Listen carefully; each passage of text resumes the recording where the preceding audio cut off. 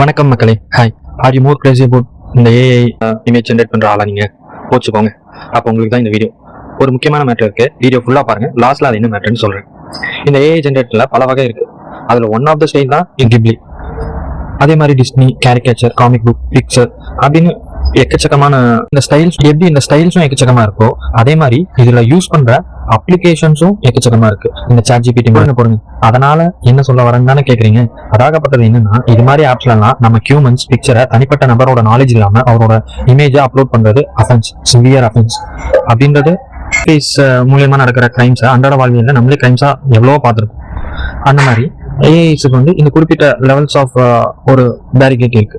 அதெல்லாம் மீறி இப்போ நம்ம அப்லோட் பண்ற போட்டோஸ் நம்மளோட நாலேஜ்ல, நம்மளோட முழுக்க நம்மளோட தனிப்பட்ட நபரோட நாலேஜ் மூலியமா அக்செப்டபிளோட அவங்களுக்கு நம்மளே ஏஐல கொடுத்துட்டு இருக்கோம் போட்டோஸை.